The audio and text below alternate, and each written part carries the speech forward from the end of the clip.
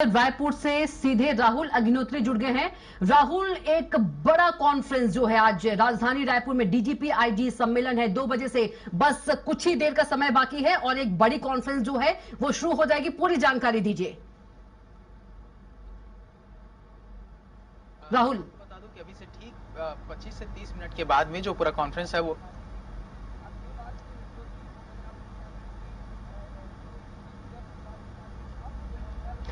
जी मैं आपको बता दूं कि अभी से ठीक 20 से 25 मिनट के बाद में जो कॉन्फ्रेंस है वो शुरू हो जाएगा और यहाँ पर देखा जाएगा कि जो गृह मंत्री अमित शाह है वो यहाँ पर पहुंचेंगे और उनके साथ में तमाम जो अधिकारी हैं वो पहुंचना शुरू कर चुके हैं। और जैसे देखें तो जो डीजी है वो एक एक करके इस परिसर के अंदर पहुंच रहे हैं और मैं दिखाना चाहूंगा कि आईएम का परिसर है, इसके बाहर में तमाम सिक्योरिटी के जो इंतजाम है वो यहाँ पर किए गए हैं और एक एक करके सभी जो अधिकारी हैं वो यहाँ पर पहुंच रहे हैं। और जिस तरीके से जो पूरा कॉन्फ्रेंस का आयोजन किया गया है तो उसके कई बिंदु है, कई आयाम है और इसके माध्यम से देखा जाए तो देश की जो आंतरिक सुरक्षा है उसको लेकर के जो चर्चाएं हैं वो की जा रही हैं। और इसके लिए कल से ही देखें तो कल से ही जो लगभग 256 जो डीजीपी थे वो छत्तीसगढ़ पहुंच चुके थे और इसके साथ ही देखें तो एक एक करके सभी जो बड़े अधिकारी हैं वो पहुंच रहे हैं। और अगर बात करूं तो लगभग दोपहर 12 बजे जो एनएसए अजीत डोभाल हैं वो छत्तीसगढ़ पहुंचे थे और वो अभी कुछ ही देर में यहाँ पर पहुंचने वाले हैं। तो इसी पूरे डीजीपी कॉन्फ्रेंस को लेकर के हमारे साथ सीनियर संवाददाता हमारे दिलीप साहू भी मौजूद है, उनसे भी चर्चा करेंगे कि क्या कुछ इसके मायने हैं। दिलीप जी, देखा जाए तो जिस तरीके से आयोजन किया जा रहा है, देखा जाए तो छत्तीसगढ़ में पहला आयोजन है, इसके पीछे क्या कुछ कारण हो सकते हैं? जी बिल्कुल, जिस तरह से एक लक्ष्य तय किया गया है,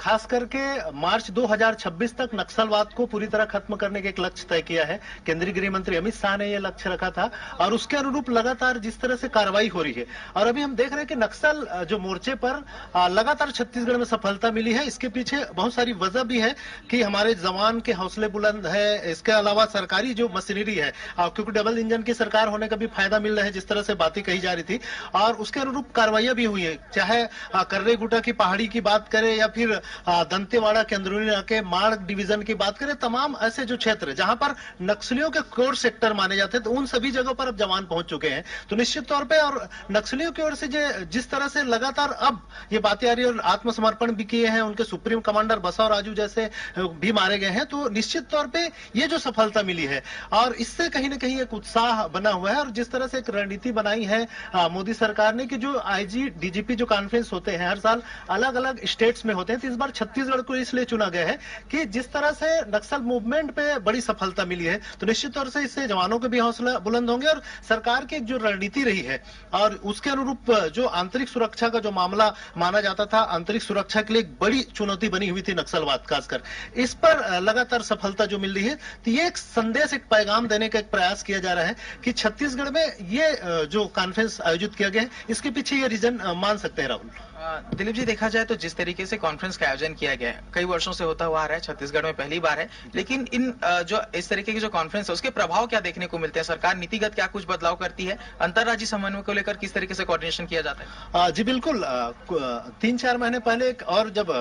स्पेशल बैठक हुई थी तो उसमें भी एक टास्क तय किया गया था और सभी जो राज्य जिसमें मध्य प्रदेश, आंध्र प्रदेश, तेलंगाना, छत्तीसगढ़ सहित 7 राज्यों के डीजीपी का एक बैठक हुई थी जिसमें केंद्रीय गृह मंत्री अमित शाह भी शामिल हुए थे। तो उस समय लक्ष्य तय किया गया था और एक समन्वय बनाने की बात कही गई थी कि आमतौर पर जो सभी राज्य एक दूसरे से जो कनेक्ट है उनके बीच एक समन्वय स्थापित किया जाए और उनके आमतौर पे देखा जाता था कि जो केंद्रीय सुरक्षा बल सीआरपीएफ है या फिर जिला सुरक्षा बल, इनके बीच में समन्वय का अभाव होता था, तो उन सभी के बीच एक प्रॉपर समन्वय हो ताकि नक्सल मोर्चे पर सफलता मिल सके। इसको लेकर जिस तरह से प्रयास किया गया है और वो जो रणनीति बनाई गई है वो बड़ा कारगर साबित हुआ था। तो निश्चित तौर पर यहाँ जो कॉन्फ्रेंस होंगे इसमें भी विभिन्न मुद्दों पर चर्चा होंगी, आंतरिक सुरक्षा को लेकर चर्चा होगी जिसमें रणनीतियां बनाई जाएगी किस तरह से आने वाले समय में, और जिन जिन राज्यों में, चाहे तेलंगाना की बात करें, आंध्र प्रदेश की बात करें या फिर पश्चिम बंगाल के कुछ एरिया में है, महाराष्ट्र के गढ़चिरौली और विदर्भ क्षेत्र में जिस तरह से कुछ नक्सलवाद फैले हुए हैं, तो इन तमाम चीजों को भी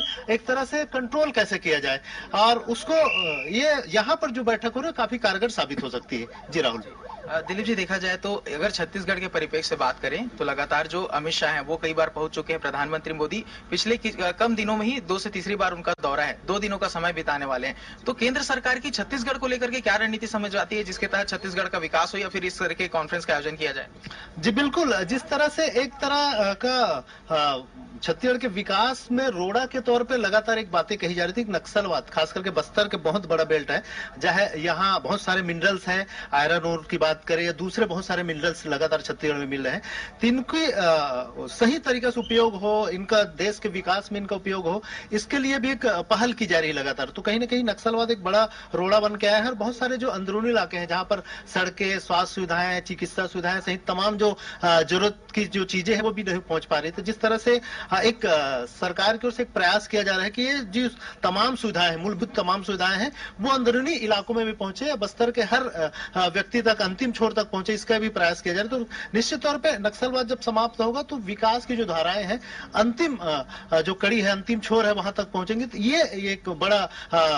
मुद्दा हो सकता है और इसको लेकर ही लगातार जिस तरह से चाहे अमित शाह जी की बात करें या नरेंद्र मोदी जी भी लगातार फोकस किए गए थे और चुनाव के समय भी एक तरह से वादा किया गया था कि मोदी गारंटी के नाम से बहुत सारे वादे किए थे। उन तमाम वादों को लगभग पूरा भी किया गया है, चाहे धान खरीदी में 3100 रुपए देने की बात हो या फिर तेंदुपत्ता की खरीदी जो 4000 रुपए प्रति मानक पर दिया जा रहा था उसको 5500 रुपया किया गया है बढ़ाकर। इस तरह से अनेक बहुत सारी योजनाएं, चाहे महतारी वंदन योजना की बात करें जिसके तहत प्रदेश की लगभग 70 लाख महिलाओं को 1000 रुपया प्रति माह दिया जा रहा है। तो इन तमाम योजनाओं को मोदी गारंटी के रूप में प्रस्तुत किया गया था और जैसे ही जिस तरह से राज्य की जनता ने बहुमत के साथ जिताया बीजेपी को, विष्णुदेव साय के नेतृत्व में सरकार बना, तो उससे निश्चित तौर पे जो मोदी गारंटी के नाम से जितने वादे किए थे तो उनमें से अधिकतर वादों को पूरा करने का भी काम यहाँ किया गया है। जी राहुल। दिलीप जी, यदि छत्तीसगढ़ के पुलिसिंग की बात करें तो एक नया अमूलचूल परिवर्तन किया जा रहा है, जहां पर कमिश्नरी जो छत्तीसगढ़ में लागू की जा रही है, राजधानी रायपुर में लागू की जा रही है। इससे पहले दिल्ली, महाराष्ट्र ऐसे तमाम जो बड़े राज्य वहां देखे गए। तो ये जो बैठक होगा, यहाँ पर दूसरे राज्यों की पुलिसिंग से क्या कुछ छत्तीसगढ़ को अडॉप्ट किया जा सकता है, क्या कुछ सीखा जा सकता है? जी बिल्कुल, इस कॉन्फ्रेंस का उद्देश्य ये है कि यहाँ पर तमाम तरह की जो चीजें हैं उसका प्रेजेंटेशन होगा। अलग अलग राज्य अपने क्षेत्र में कानून व्यवस्था को लेकर किस तरह से काम कर रहे हैं या फिर नक्सलवाद को रोकने के लिए किस तरह से काम कर रहे हैं। बिल्कुल राहुल, आपको रोकूंगी। और बड़ी कॉन्फ्रेंस जो है कुछ ही देर में उसकी शुरुआत हो जाएगी। पूरे देश भर के डीजीपी, आईजी इस सम्मेलन में शामिल होंगे और शाम में प्रधानमंत्री नरेंद्र मोदी भी रायपुर पहुंचेंगे। तमाम जानकारी के लिए दिलीप और राहुल आपका बहुत ही धन्यवाद।